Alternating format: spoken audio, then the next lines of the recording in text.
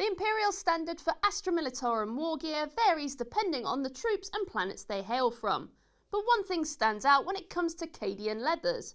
Are they clean or are they damaged?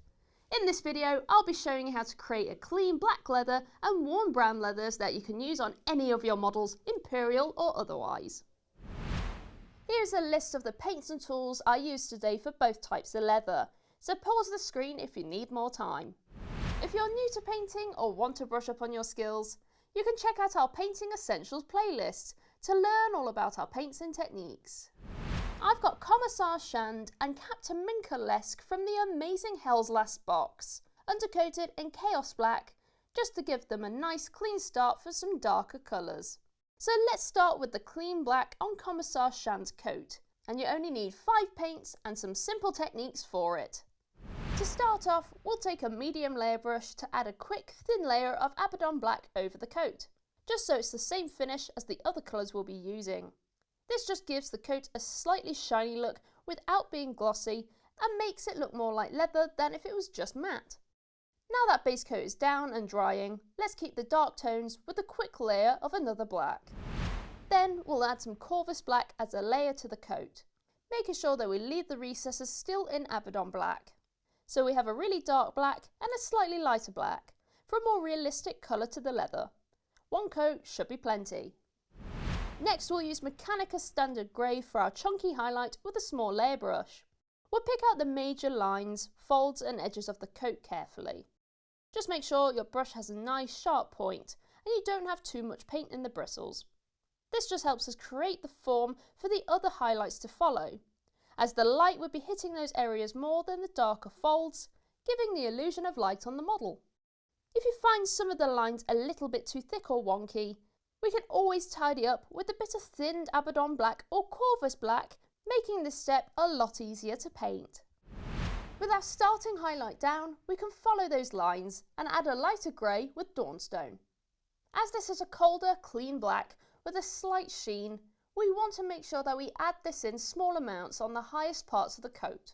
Some good places to pick out are the bottom of the edges of the coat trim and the arms around the back of the model. Just remember you don't have to paint over the whole line. Just pick out those details with really small brush strokes. And to finish off this effect, we'll just add the smallest amount to the lines with Administratum Grey. You can either apply it in dots or tiny lines on the highest points, just to get that illusion of a clean, unworn leather coat. But if you really wanted to show that he's seen more frontline action, you could also add some small amounts of wear, but using the darker greys in small lines in those areas that you want. It's your models, so paint them how you want.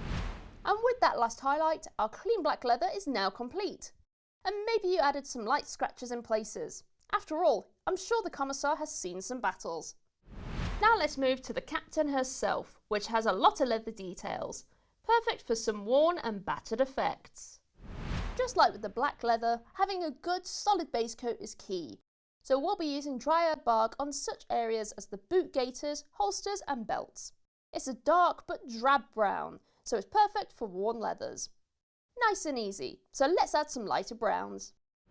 Then we'll add some Mournfang brown in small layers to the majority of the details, just leaving those recesses and folds in Dryad Bark. As the leather is worn, you can apply it in small choppy lines or in solid layers, depending on how you want the finished look to be. I find a mix of both gives the leather some nice texture.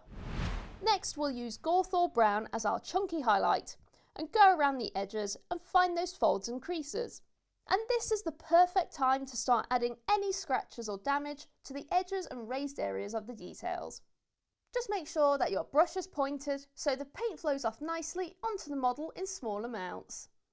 And the finishing touch is Carrick Stone, highlighting the most raised areas and edges and adding a bit more of that worn feeling to the damaged areas. If some areas don't look worn enough for you, you can make the areas a bit darker with Dryad Bark lines, adding it near the Carrick Stone lines. And that is 2 great ways to paint leather, a clean and clinical black and a battle-worn brown. Both these can be used on any of your models. And if you're wanting to paint more Cadians or Astra Militarum, we have plenty of videos on our channel. Or if you prefer some help in person, you can visit one of our many Warhammer stores and talk to our great staff. Well, I hope you enjoyed this video and see you soon. Bye bye!